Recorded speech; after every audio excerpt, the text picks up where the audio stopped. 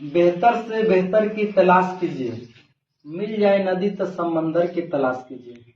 बेहतर से बेहतर की तलाश कीजिए, मिल जाए नदी तो समंदर की तलाश कीजिए।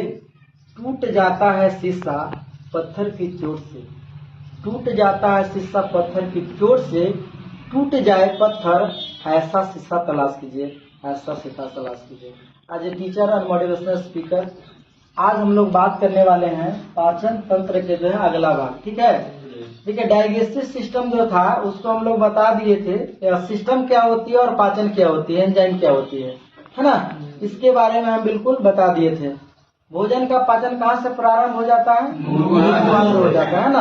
अब पूर्ण पाचन कहाँ होता है? मुंह में किसका पाचन होता है? कार्बोहाइड्रेट। वो पार्शियल पाचन होती है। ठीक है।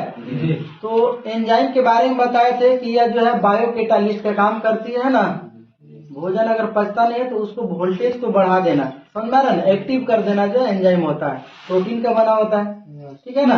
पाचन क्या होता है कि कॉम्प्लेक्स फूड को सिंपल फूड में बदल देना पाचन कहलाता है। अब पाचन जो होती है ये दो जगह होती है। कितने जगह? दो जगह होती है। ठीक है। पहला होता है एलिमेंट्री कैनाल जिसे हम आहार नाल कहते हैं, और दूसरा होता है डाइजेस्टिव ग्लैंड जिसे हम पाचन में सहायक ग्रंथियां बोलते हैं। ठीक है। देखिए आहार नाल, बहुत सारे लोगों को ये लगता है कि सर यहाँ से यहाँ तक जो आहार नाल है। नहीं, आहार नाल उस नली को बोला जाता है जिसमें आहार घूमता है, जिसमें भोजन घूमता है, उसे हम आहार नाल कहते हैं। ठीक है। आहार नाल की अगर लंबाई की बात करें तो 9 मीटर, 1 मीटर में लगभग 3.25 फीट के आसपास में होता है। तो 9 मीटर है, 9 3 27, लगभग में 32 के आसपास में है ना आ जाती है। फीट में बात करें तो 32 फीट, मीटर में बात करें तो 9 मीटर। क्लियर है ना। अब ये डिपेंड करता है कि लोगों को हाइट कितनी है, लंबाई कितनी है। अब खली का अब लिया जाएगा तो उसकी तो बहुत ज्यादा लंबाई है ना जी। तो देखिए पहला जो है माउथ कैविटी होती है, भोजन का पाचन यहीं से प्रारंभ हो जाता है। ठीक है। तो माउथ कैविटी, फिर दूसरा में देखिए यहाँ पे आइएगा आसोफेगस आ जाता है जिसे हम ग्रास नली कहते हैं। ग्रास नली यानी कि इसे फूड पाइप भी कहा जाता है। इसमें किसी प्रकार का पाचन नहीं होता है क्योंकि इसमें कोई ग्लैंड्स ही नहीं होती है ना। फिर आप एसोफेगस के द्वारा यहाँ आ गए, यहाँ के बाद सीधे जो है पेरिस्टाल्सिस निकर्मन कुंचन द्वारा जो है पेट में भोजन आता है। सबसे ज्यादा भोजन कहाँ रहती है? पेट में ना। 3 से 4 घंटा रहती है। कितने? 3 से 4 घंटा ये पेट में होती है। अब पेट के बाद जो है स्मॉल इंटेस्टाइन में आती है, छोटी आंत में। ठीक है। छोटी आंत में आती है, फिर बड़ी आंत में आएगी, बड़ी आंत के बाद एनस यानी गुदा। ठीक है। तो देखिए मुख गुहा, ग्रास नली, पेट, छोटी आंत, बड़ी आंत, गुदा द्वारा जो है भोजन को त्याग दिया जाता है, जो अपशिष्ट भोजन होते हैं।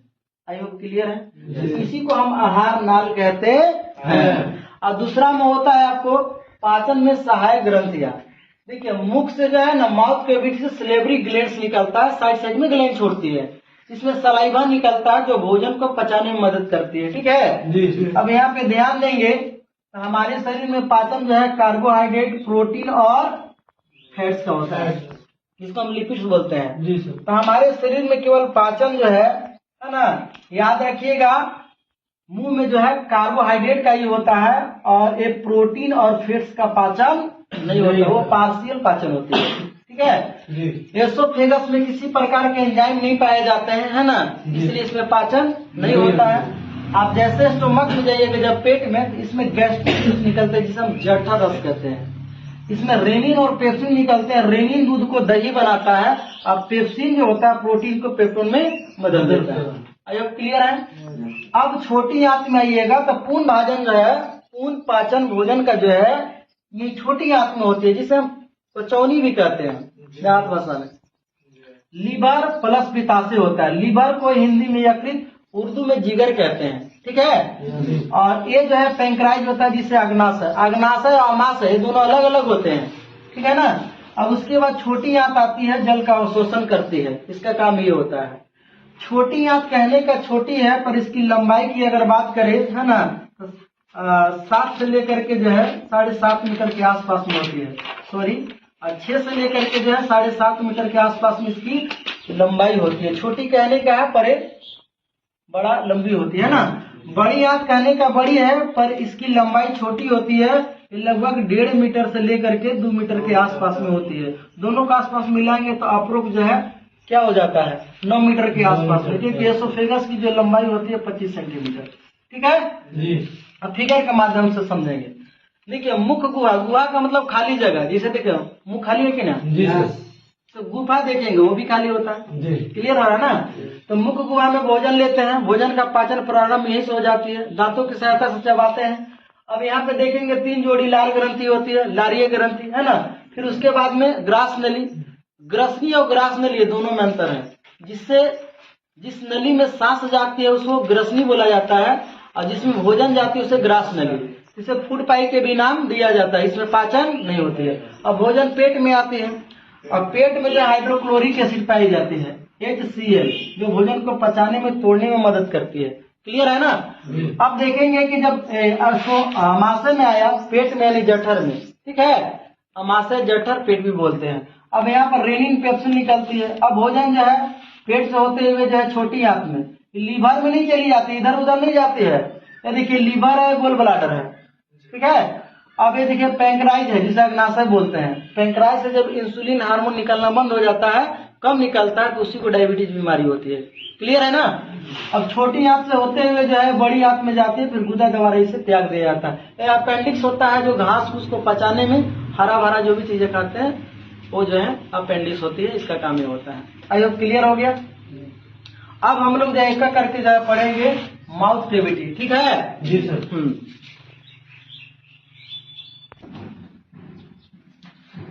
देखिए आप लोग को हम बताए थे आहार नाल के हिसाब से आप लोग को पढ़ाना है ना। तो आहार नाल जो है मुख गुहा ग्रास नली है ना, पेट हो जाता है छोटी आंत और बड़ी आंत जी। तो देखिए आहार नाल का जो पहला भाग होता है माउथ होता है ना। इसको कई नामों से जाना जाता है। भोजन का प्रारंभ जो है मुख गुहा से हो जाता है, इसे माउथ बोलते हैं। Mouth cavity, oral cavity, buccal cavity है ना, ये सब एक ही चीज होती है, इसका नाम होता है मुख गुहा। मुख मतलब मुंह और गुहा मतलब खाली जगह, इसीलिए तो मुंह खाली है, तब लेकर में हम भोजन को डालते हैं। क्लियर है ना। अब देखेंगे कि माउथ कैविटी जो मुख गुहा है, इसमें 3 चीजें पाई जाती है। दांत, जो आपको हम पहले पढ़ा चुके हैं दांत, ठीक है, लेकिन आपको शॉर्ट में बता देंगे। दूसरा होता है टंग, आपको जब सेंस ऑर्गन पढ़ा रहे थे तो जीभ के बारे में पढ़ा दिए थे, लेकिन इसको भी थोड़ा हम पढ़ा देंगे। और तीसरा होता है सेरेब्रल ग्लैंड्स, ठीक है ना। तो बारी बारी से पढ़ते हैं। तो देखिए दांत जो होती है, दांत का अध्ययन जो है डेंटोलॉजी कहलाता है। क्या कहलाता है? डेंटोलॉजी। इसका डॉक्टर डेंटिस्ट कहलाता है।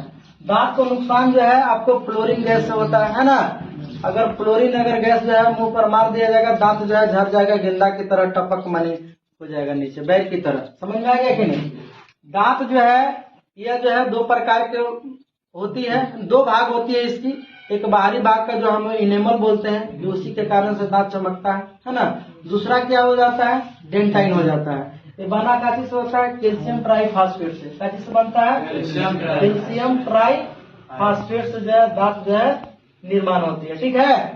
दूध की दांत जो होती है 20 होती है, इसे टेम्पोररी टीथ कहते हैं, ठीक है ना। ये 12 से 14 वर्ष की उम्र में टूटने लगता है। दूसरा होता है परमानेंट टीथ होता है, जिसे हम क्या बोलते हैं, अस्थायी दांत बोलते हैं। इसकी संख्या 32 होती है। तो जीवन काल में टोटल जो है ना 20 दांत मिल्क वाला और परमानेंट टीथ दोनों मिला करके जो है कितना आ जाएगा, 52 दांत। तो जीवन काल में टोटल 52 दांत होती है, ठीक है ना। अब जब हम बात करते हैं तो दांत जो है 4 प्रकार की होती है। पहला इंसीजर, एक काटने का काम करता है, इसे स्माइल टीथ भी कहते हैं, जो सामने वाला हंसते हैं 4 दांत इधर। इसे जो है नोज टीथ के नाम से भी जाना जाता है, क्योंकि नोज के पास होती है ना। ये जो है चपटा होती है, इसकी संख्या 8 होती है, 4 नीचे और 4 ऊपर। दूसरा केनाइन होती है, फाड़ने का काम करता है, इसकी संख्या 2 होती है, 2 नीचे और 2 ऊपर। मांसाहारी जीवों में लंबा होता है, यहाँ के सामने पाया जाता है, इसलिए जो इसे आई टीथ भी कहते हैं। इसका काम फाड़ने का होता है, नुकीला होता है। एग्जाम में आता है कि जो शेर होती है, जो बाघ होती है, वो किस दांत से जो है ना मतलब मांस को जो है चीरती है, तो क्या बोलेंगे, नुकीला दांत, यानी कि केनाइन हो जाता है। प्रीमोलर जो है अग्र चवन किसका काम, चबाने को होती है, इसकी संख्या 8 होती है, 4 ऊपर और 4 नीचे। बच्चों में नहीं पाई जाती है ना। मोलर जो होता है इसका काम होता है चबाने का, इसे विजडम टीथ के भी नाम से जाना जाता है। 17 से 25 वर्ष की उम्र में निकलती है, काफी दर्द करती है। पक्षी के दांत नहीं होते, उसकी चोंची उसका दांत होती है। क्लियर है। अब हम दूसरा में आ जाते हैं टंग। यह जो एक सेंसरी ऑर्गन है ना, सेंसरी ऑर्गन मतलब संवेदी अंग, इसकी संख्या 5 होती है जो सेंस कराती हैं। कान, नाक, आंख, जीभ और त्वचा, 5 होती है जिसमें हम लोग सेंसरी ऑर्गन जीभ के बारे में पढ़ेंगे। इसका काम होता है स्वाद को बताना। कोई भी चीजों को खाते हैं हम लोग, खा करके स्वाद को बताते हैं। ये मस्कुलर ऑर्गन होता है, मांसपेशी अंग होती है, इसमें किसी प्रकार की हड्डी नहीं पाई जाती है। अगला बात करते हैं कि लेंथ, लेंथ जो जीभ की होती है 10 सेंटीमीटर होती है, ठीक है ना। स्वाद कणिका जो है 10,000 दाना दाना जब पाया जाता है जीभ में, वो स्वाद को बताता है, ठीक है। इसकी साइज की बात करते हैं, जैसे आप ऊपर जाइएगा जीभ के बड़ा बड़ा जो होता है, जानवरों में बहुत बड़ा होता है, ठीक है ना। जीभ को पकड़ के कौन रखता है? तो हायोइड बोन, जो आपको स्केलेटन सिस्टम में बताया, हायोइड बोन होती है, गले की हड्डी होती है। समझ में आ गया कि नहीं? जब इंसान का फांसी लगता है, मर जाता है, तो टूट जाता है, तो जीभ लटक जाता है, ठीक है। क्लियर है ना? हाँ, कुत्ते में देखेंगे लटका हुआ वो एक्चुअल पाया जाता है। अब जीभ के स्वाद की बात करें तो 4 टाइप का स्वाद होता है। आगे का जो जीभ होता है मीठा को बताता है, स्वीट को बताता है। पीछे जो होता है कड़वा यानी तीखा बिटर को बताता है ना। अब पीछे के किनारे में खाटा यानी कि सोस बचाता है। अब आगे किनारे में नमकीन यानी साल्टी बताता है, ठीक है ना। और जो जिंजर, ओरियन, गार्लिक जो होता है झंझनाहट लगती है, पीछे साइड में बताता है। क्लियर है? अब बात करते हैं सलेवरी ग्लैंड। सलेवरी ग्लैंड से जो है सलाइवा बनती है, लार बनती है। एक दिन में लगभग में जो है 1 से 1.5 लीटर जो है लार बनती है। अब ये लार का काम क्या होता है? तो 3 जोड़ी लार होती है, भोजन को पचाने में मदद करते हैं ना। 3 जोड़ी लार और 3 टाइप की लार होती है। पहला जो होती है पैरोटिड होती है, कान के पास पाई जाती है। सबसे बड़ी जो है ये ग्रंथि होती है, सांप में जहर का काम करता है। ये कैसी होती है? सबसे बड़ी होती है। कैसी होती है? बड़ी होती है। सांप में काची का काम करता है? जहर का काम। दूसरा सब मेडिबुलर होता है, जबड़ा, जबड़ा के पास में होती है। समझ में आ रहा है कि नहीं? ये काफी मजबूत होती है जबड़ा, ठीक है। और तीसरा जो है सबलिंगुअल होती है, जीभ के नीचे होती है, टंग बिलो ना, जीभ के नीचे होती है। लगभग अकेले जो है ये 75% जो है लार को बना देती है, ठीक है ना। याद रखिएगा एंजाइम जो होती है ये 2 प्रकार के हमारे मुंह में पाया जाता है। एक होता है लाइसोजाइम जो बैक्टीरिया और जर्म्स को मारने का काम करती है, वायरस को नहीं। अगर वायरस को मारती तो कोरोना वायरस में लोग मरते ही नहीं, है ना। ये टीबी वगैरह जो सब होती है, वायरस को नहीं मारता, बैक्टीरिया को मारता है, जीवाणु वगैरह को मारने का काम करता है। दूसरा हो जाता है टाइलिन नामक एंजाइम, ऐसे एमाइलेज, दोनों एक ही होता है। इसका काम होता है कार्बोहाइड्रेट को पाचन करा, लेकिन पार्शियल रूप से, आंशिक रूप से, ठीक है ना। अब हम स्टार्च के रूप में कार्बोहाइड्रेट को लेते हैं, माल्टेज के रूप में बदल देते हैं। याद रखिएगा यहाँ पे जो है प्रोटीन का, किसका? प्रोटीन का, प्रोटीन और जो है लिपिड्स यानी जिसे हम फैट्स कहते हैं, इसका पाचन नहीं होता है। एग्जाम में आता है कि हमारे मुंह में किसका पाचन होता है, तो याद रखिएगा केवल कार्बोहाइड्रेट का होता है, ठीक है। क्लियर है ना?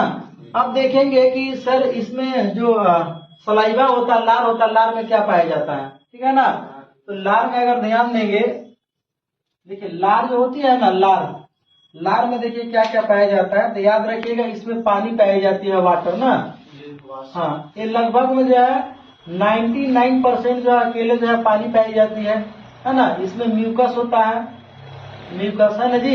इसमें आपको जो है मिनरल्स हो जाते हैं, मिनरल्स में जो है आपको पोटेशियम, सोडियम और जो है क्लोरीन हो जाता है। और प्लस में इसमें एंजाइम पाया जाता है। क्या पाया जाता है? एंजाइम। तो 99% अकेले पानी होता है, बाकी सब जितना भी है 1% में सब होती है। लार में ये चीज मिलाया जाता है, ठीक है। तो आज की सभा समाप्ति होती है। तब तक के लिए अपना ख्याल रखिए और हमेशा मुस्कुराते रहिएगा। और चैनल सब्सक्राइब नहीं किए हैं तो चैनल को सब्सक्राइब कर दीजिएगा, है ना, और शेयर भी कीजिएगा। तब तक के लिए धन्यवाद।